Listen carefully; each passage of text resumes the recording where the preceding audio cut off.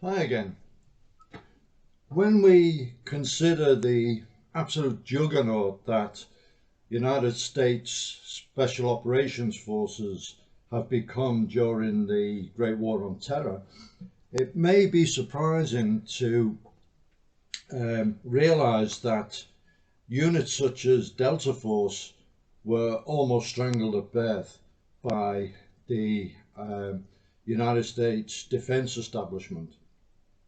And the book we're going to talk about, Delta Force, by Charlie Beckwith, who was the founder and commanding officer, details the birth of the unit.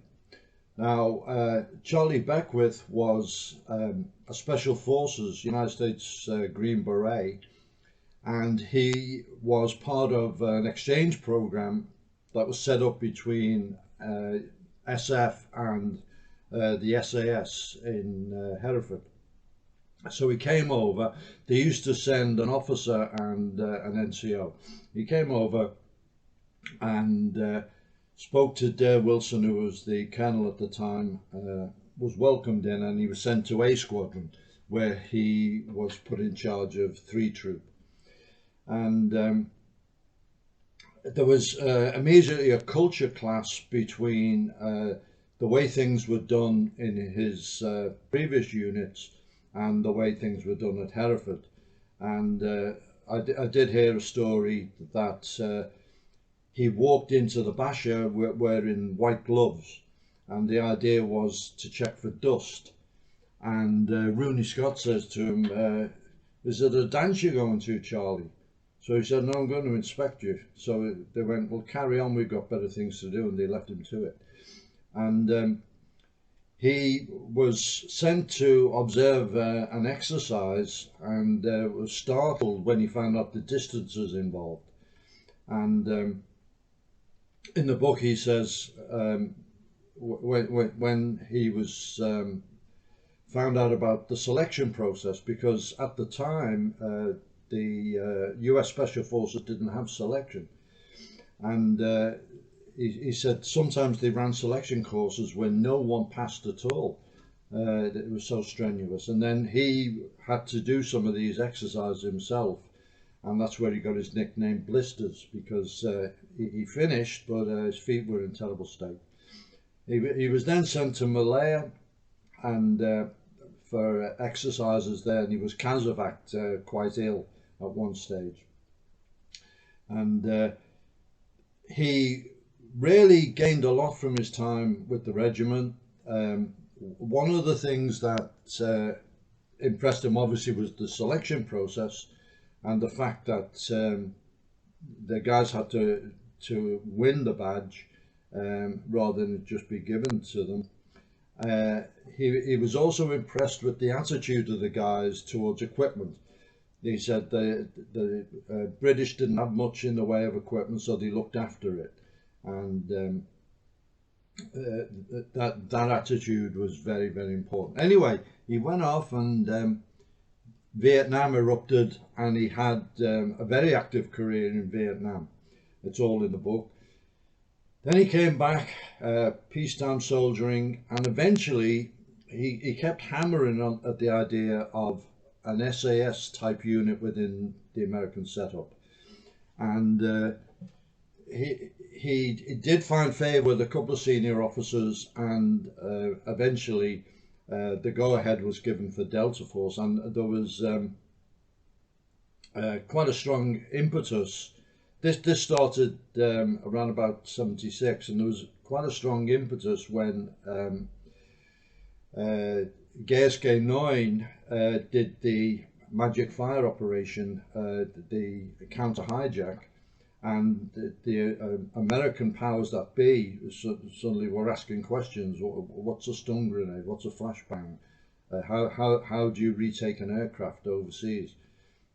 Whose responsibility is it? And they found out that there was the start of the Delta was in the process of being created, being stood up, and so they were, the task was accelerated. They got the go ahead, The Special Forces community resented the idea, and they started their own thing called Blue Light.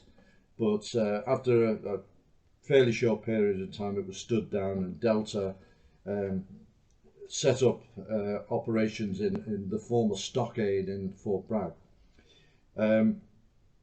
They had to go through some evaluation exercises and so on, and then right out of the blue, the Iranian hostage crisis, which became Operation Eagle Claw, which was a debacle in the desert. Now, I won't talk too much about what it says about that in the book, because there are other books specifically on that subject which we will be reviewing about the failed rescue mission and the problems with it. Straight away, or almost straight away afterwards, there was a commission formed to find out what went wrong. And basically, in my view, the commission was set up to exonerate the Navy. It was headed by an admiral, so there's a major clue. And the problem was the Navy, the Nimitz carrier had been the launch pad for the helicopters who were flown by Marine crews. And these RH-53s were not really the kind of super helis that later came in, things like the Black Hawk. So between the manufacturers and the Marine Aviation Regiment, they came up with a program to do a build-up flight testing regimen, which the helis would be flown in increasingly longer flights with increasingly difficult flight profiles in order to identify any problems and be able to rectify them. The Navy didn't do it. They were ordered from the top 3 times to do it, and they didn't. So what happened, as soon as the raid was launched, one of the helicopters developed a crack in a rotor blade, had to land. The second helicopter had to land to recover the crew, so that straight away they were 2 down, and things went bad from there on. So the Holloway Commission was set up to make sure the Navy didn't get the blame. But what it did was set the seeds for something that Charlie Beckwith had proposed, which was a unified command.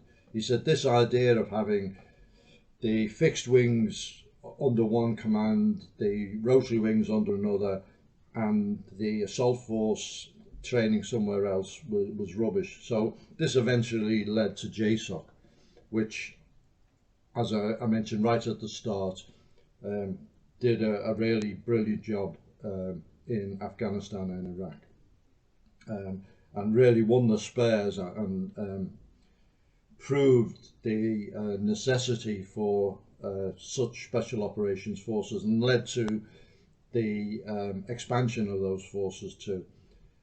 So the book really shows the background to the standing up of Delta Force, and as such it's a pretty unique record.